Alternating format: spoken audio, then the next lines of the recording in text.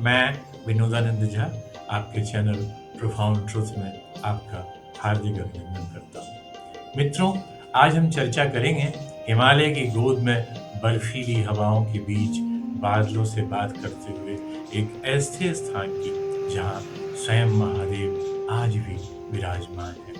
यह है स्वर्ग का द्वार अर्थात केदारनाथ, वह स्थान जहाँ पांडवों ने प्रायश्चित किया, जहाँ आदि शंकराचार्य ने सनातन को पुनर्जीवित किया और जहाँ 2013 की प्रलयंकारी आपदा भी शिव की आस्था को डिगा नहीं पाई। केदार का अर्थ है खेती योग्य भूमि और नाथ का अर्थ है स्वामी अर्थात समस्त सृष्टि के स्वामी महादेव। पुराणों में उल्लेख है कि यह वही भूमि है जहाँ भगवान शिव साक्षात पृथ्वी पर प्रकट हुए। महाभारत युद्ध के बाद पांडवों को अपने ही गुरुओं और कुटुंब के बल का गहरा पश्चाताप हुआ। भगवान श्री कृष्ण ने उनसे कहा, इस पाप से मुक्ति केवल महादेव दे सकते हैं। पांडव काशी पहुंचे और शिव गुरुओं और कुटुंब के वध के कारण पांडवों से क्रोधित थे। वे वहां नहीं मिले। शिव हिमालय चले गए। पांडव शिव का अनुसरण करते हुए हिमालय पहुंचे। शिव ने स्वयं को नंदी के रूप में बदल लिया, परंतु शिव अंतर ध्यान होते तब तक भीम ने उन्हें पहचान लिया और नंदी की पूंछ पकड़ ली। अंत में शिव ने पांडवों को दर्शन दिया और उन्हें मोक्ष का वरदान दिया। मान्यता है कि नंदी के शरीर के पीछे का भाग केदारनाथ में प्रकट हुआ। मुख नेपाल के पशुपतिनाथ में और अन्य अंग पंच केदार में। यही कारण है कि केदारनाथ में शिवलिंग का आकार अनियमित है और पृष्ठभाग जैसा है।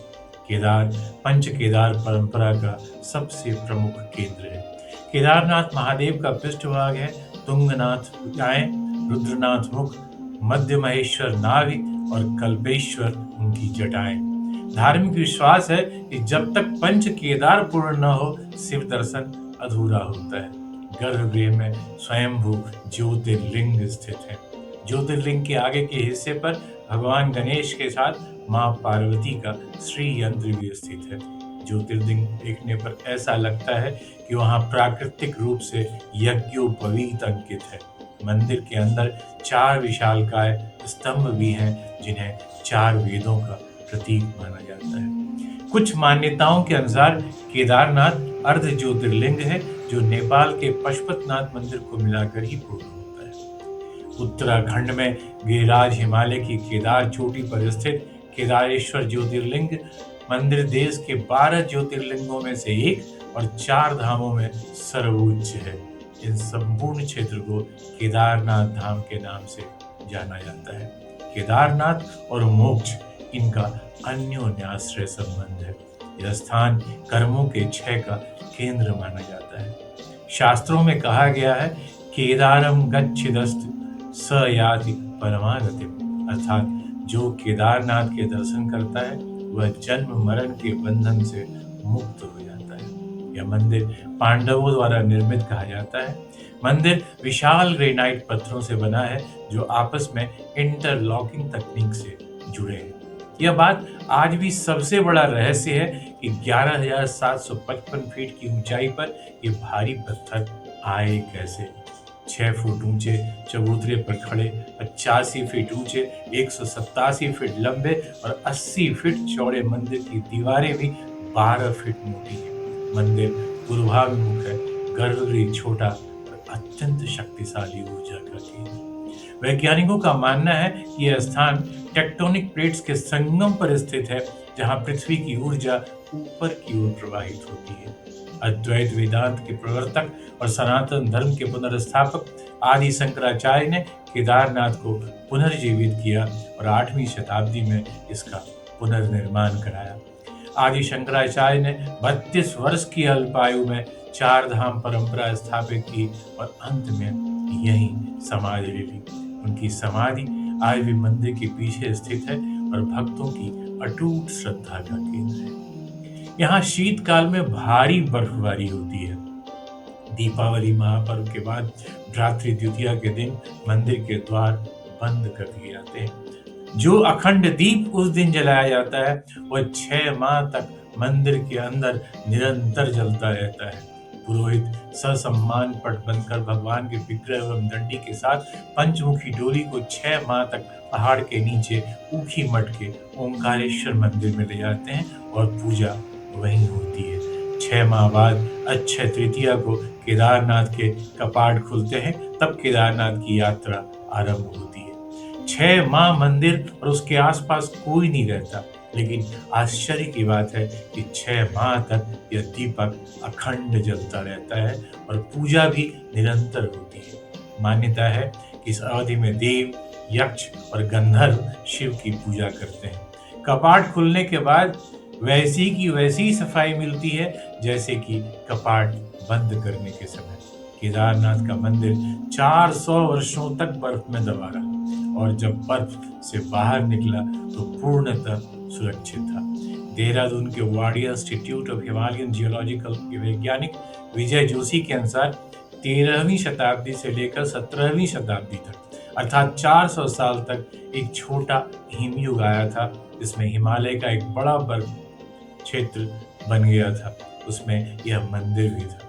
केदारनाथ के मुख्य पुजारी आदि शंकराचार्य के वंशज हैं, जो कर्नाटक के वीराशैव समुदाय से आते हैं। इन्हें रावल नाम से पुकारा जाता है। रावल के निर्देशन में अन्य पुजारी मंदिर में शिव की पूजा करते हैं। भारत के अद्भुत खगोल, वास्तुशास्त्र और ज्यामितीय गणना का भी एक अनुपम उदाहरण है केदारनाथ मंदिर और अन्य प्रमुख शिव मंदिर, जो 79 डिग्री देशांतर पर स्थित है, जो परम ऊर्जा का केंद्र माना जाता है। केदार मंदिर और रामेश्वरम मंदिर एक ही रेखा पर बने हैं।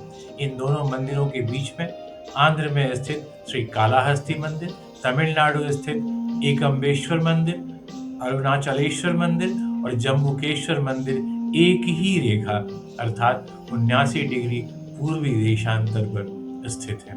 ये शिवलिंग आकाश, वायु, पृथ्वी, अग्नि और जल, इन पंचभूतों का प्रतिनिधित्व करते हैं, जो प्राचीन भारतीय दर्शन के आधार हैं। जहाँ से केदारनाथ की यात्रा आरंभ होती है, वहाँ गौरी कुंड स्थित है। गौरी कुंड का पानी हमेशा गर्म रहता है।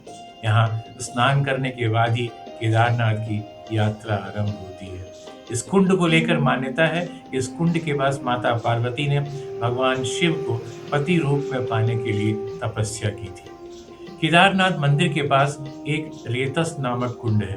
कुंड के पास ओम नमः शिवाय बोलने से पानी में बुलबुले उठने लगते हैं। साथ ही इस कुंड का पानी पीने से व्यक्ति को मोक्ष प्राप्त होता है। खड़ी चढ़ाई, बदलता मौसम और प्राणवायु ऑक्सीजन की कमी के कारण केदारनाथ यात्रा अत्यंत कठिन है, पर शास्त्र कहते हैं जो कष्ट से शिव तक पहुंचे उसे शिव स्वयं अपनाते हैं। ये यात्रा आत्मशुद्धि की प्रक्रिया है और इसलिए इसका अत्यधिक धार्मिक महत्व है। शिव पुराण के अनुसार जो मनुष्य केदारनाथ के दर्शन करता है और वहां मौजूद कुंड का जलपान करता है, वह जीवन मृत्यु के चक्र से मुक्त हो जाता है।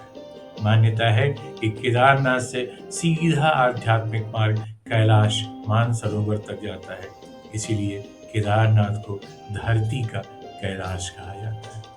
केदारनाथ का इतिहास शांत और आध्यात्मिक रहा है।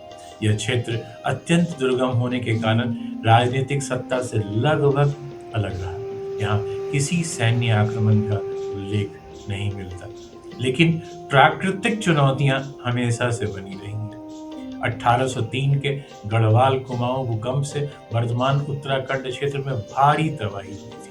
1893 में मंदाकिनी नदी में भारी बाढ़ और उफान से मंदिर परिसर में मलबा जमा हो गया, जिसे बाद में साफ किया गया। 1962-63 में ऐतिहासिक हिमपात हुआ। मंदिर कई महीनों तक पूरी तरह बर्फ से ढका रहा, लेकिन मंदिर को कहीं कोई क्षति नहीं हुई। जून 2013 की महाविनाशकारी आपदा में अत्यधिक वर्षा के कारण चोराबाड़ी झील टूट गया। मंदाकिनी नदी में प्रलयंकारी बाढ़ आई, पूरा केदार घाटी तबाह हो गया। मंदिर के चारों ओर सब कुछ नष्ट हो गया, किंतु अडिग रहा केदारनाथ मंदिर। अचानक पीछे आकर रुकी भीमशिला ने जलधारा को मोड़ दिया और गर्भगृह सुरक्षित बना रहा। स्थानीय लोग कहते हैं यह शिला नहीं, शिव की ढाल थी। इसे आधुनिक इतिहास की सबसे बड़ी परीक्षा माना जाता है। यह वास्तव में एक चमत्कार था। 2014 में भारतीय सेना और सरकार द्वारा मंदिर संरचना को और मजबूत किया गया और बाढ़ सुरक्षा सहित कई निकासी योजनाएं बनाई गई।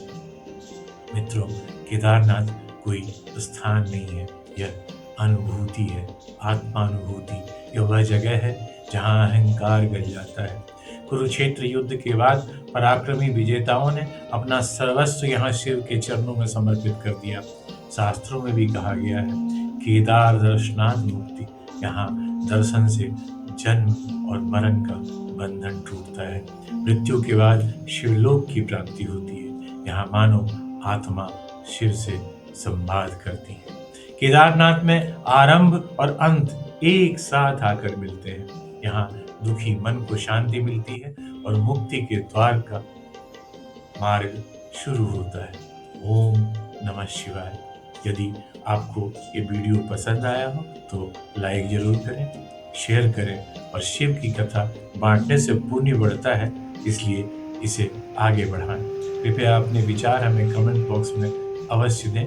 अगर आपने अब तक यह चैनल सब्सक्राइब नहीं किया है तो ऐसे ही प्रेरणादायक कंटेंट के लिए सब्सक्राइब करें @विकसित भारत 2050 पर प्रेक्षा चैनल को। अगली कड़ी में हम चर्चा करेंगे भारत की अमूल्य संस्कृति, सनातन धर्म और भाषा से जुड़े अन्य महत्वपूर्ण पहलुओं पर। तब तक के लिए आपका बहुत बहुत धन्यवाद। जय हिंद।